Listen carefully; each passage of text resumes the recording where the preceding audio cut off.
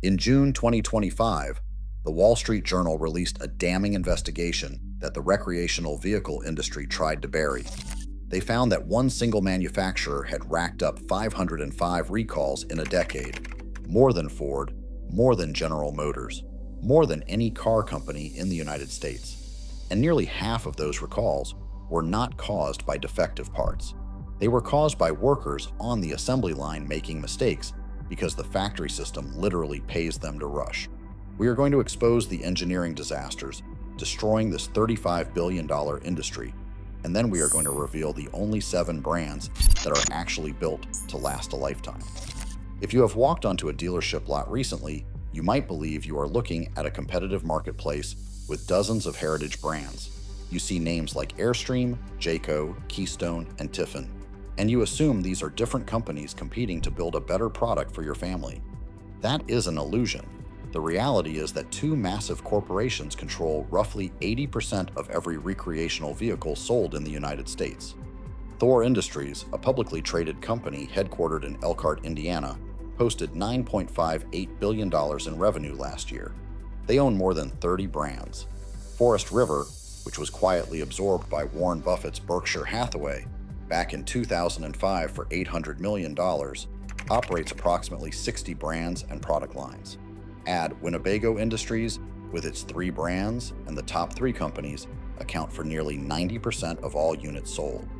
There are over 280 manufacturers listed in the industry directory, but the vast majority of units come from just 2 corporate headquarters, both within miles of each other in Elkhart County, Indiana, where more than 80% of all recreational vehicles in North America are manufactured. And the way they build them is the real scandal. Thor did not build this empire by innovating. They built it by buying. Keystone fell in 2001 for $145 million, Heartland in 2010. In 2016, Thor swallowed Jayco along with StarCraft, Highland Ridge, and IntegraCoach for $576 million. Then came the massive Erwin-Heimer Group in 2019, bringing 15 European brands for $2.45 billion. And finally, in December of 2020, they consumed Tiffin Motorhomes, the last great family-owned builder, for $300 million.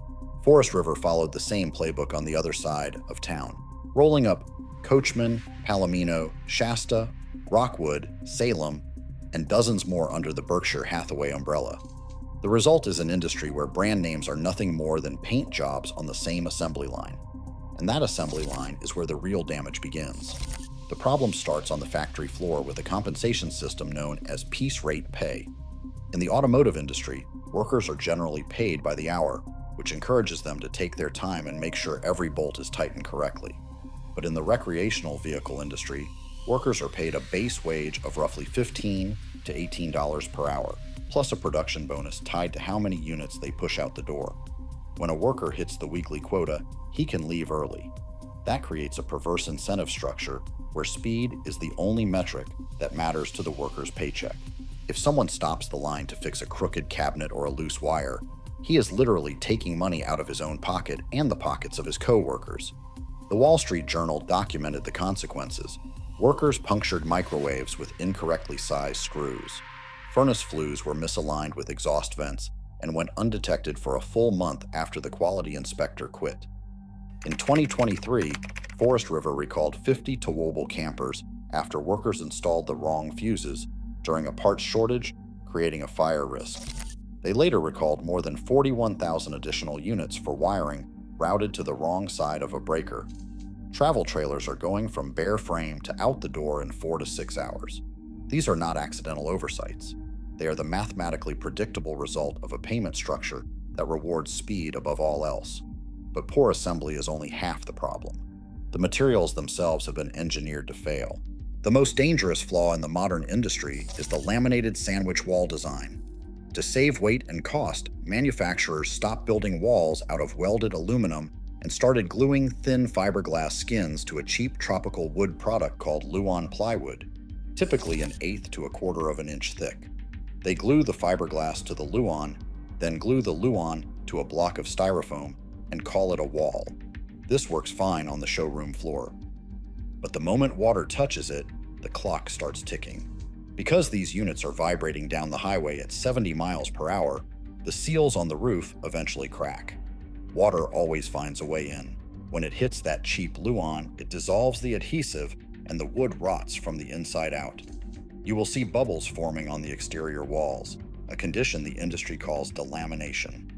Once delamination starts, it is chemically impossible to repair because you cannot rebond rotted wood. Your $80,000 asset becomes a worthless total loss. And here is the detail that shocks even experienced mechanics. The structures holding these walls together are not even screwed. They are stapled, because staple guns are faster in a piece rate shop. The dominant component supplier, Lippert Industries, manufactures the frames, axles, slide-outs, and doors found in the vast majority of all brands, regardless of the nameplate on the side. That means a single supplier's quality standard becomes a single point of failure across dozens of supposedly competing products. You might think the warranty will protect you from these defects, but the warranty process is effectively designed to wear you down. When you take your broken unit back to the dealer cannot fix anything without prior approval from the manufacturer.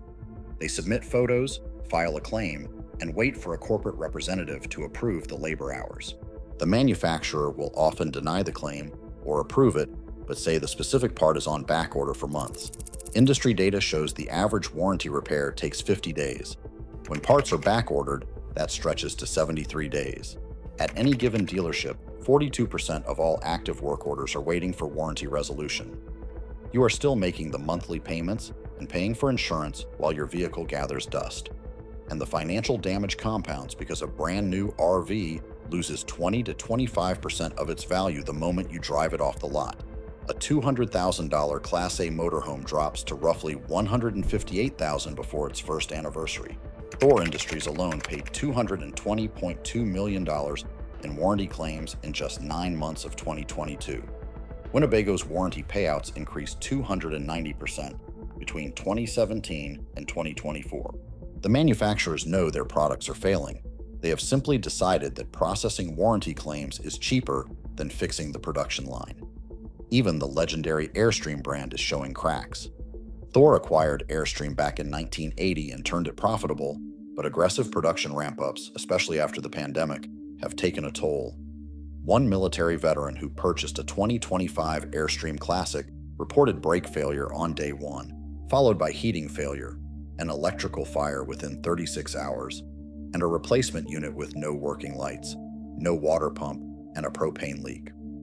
Forum members identify 2017 as a particularly problematic model year. Restoration experts examining newer units have found 200 or more rivets leaking along a single roof panel seam. And then there is the cautionary tale of Tiffin motorhomes, which was once the undisputed gold standard of the entire industry. Bob Tiffin founded the company in 1972 in Red Bay, Alabama, and built it into a legend through a simple philosophy. He personally answered customer phone calls. He authorized repairs on the spot without bureaucratic approval chains. The factory service center in Red Bay became a mecca for owners who would drive across the country knowing they would be taken care of. Thor's own CEO called Tiffin synonymous with quality when he announced the deal. Thor bought Tiffin in December of 2020 for $300 million, and then the changes came fast. Tiffin's Duopoly subsidiary Vanley was shut down in March of 2023. Significant layoffs followed. Bob Tiffin's grandson, Lai, resigned as president in 2025 and was replaced by leadership from Jayco, another Thor subsidiary. The warranty was formalized at 12 months or 12,000 miles, and legal counsel informed at least one full-time owner that Tiffin no longer warranties their RVs for full-time use. One longtime owner wrote online that since the Thor buyout, he has not been able to get the support they once had. The emerging consensus among the ownership community is painfully clear. If you want a real Tiffin, buy a pre-2021 model or look elsewhere entirely. So if the entire market is rigged against you, does that mean you should give up on the dream of exploring the country? No, it means you have to stop shopping like a consumer and start thinking like an auditor. There are exactly 7 brands and categories that professional mechanics, full-time travelers, and certified inspectors consistently recommend as truly built for life. Number 1 is Oliver Travel Trailers, out of Hohenwald, Tennessee. Oliver builds a double-hull fiberglass shell using 4 molded pieces, not 2, with all plumbing and electrical installed between the hulls where it is protected. The frame is all welded 6061 aircraft-grade aluminum with quarter-inch thick components. There is virtually no wood anywhere in the structure to rot. Prices start around $65,500, and every unit is made to order with a waiting list of several months. Oliver is family-owned and has no plans to change that. Number 2 is Escape Trailers out of Chilliwack, British Columbia.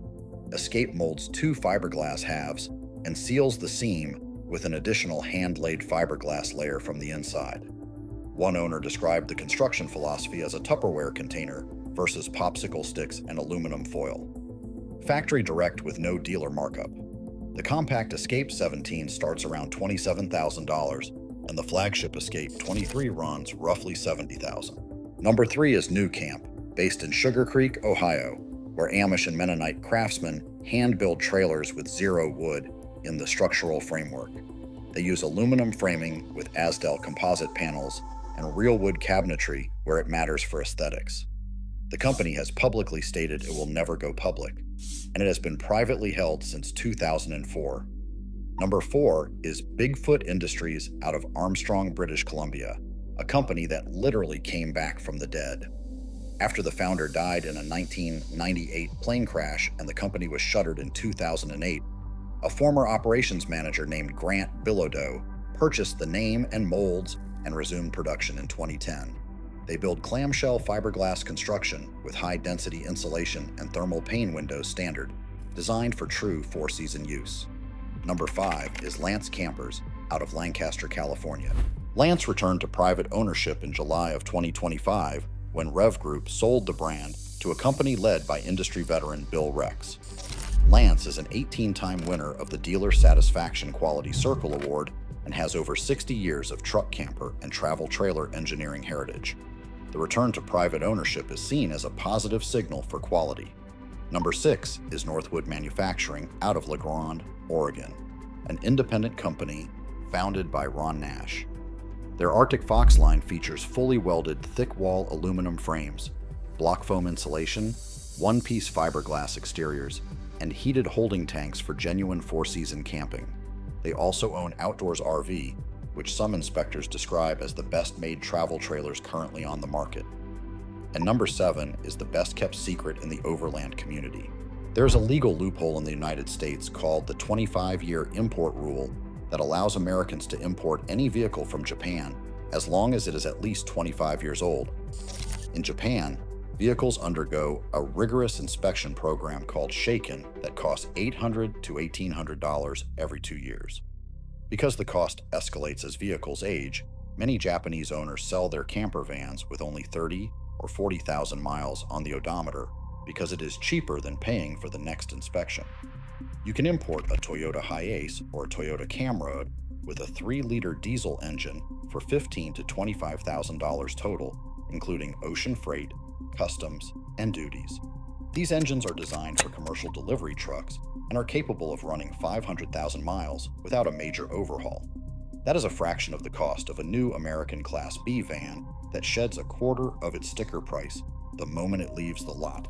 The trade-off is right-hand drive and compact Japanese interiors, but the reliability is simply in a different league. The recreational vehicle industry's fundamental problem is structural, not cyclical. 2 corporations control 80% of the market, using construction methods that prioritize throughput over durability. Yet a parallel market of independent builders using molded fiberglass, welded aluminum, and composite materials proves that lasting recreational vehicles can still be built. The price of quality is patience, research, and a willingness to look beyond the brands filling dealer lots. Do not let Thor Industries and Forest River take your retirement savings for a product that is designed to fail. Check the dates, check the manufacturing lineage, hire an independent inspector, and never underestimate the value of a company that refuses to answer to Wall Street. If you found this eye-opening, hit subscribe so you do not miss the next investigation we are already working on.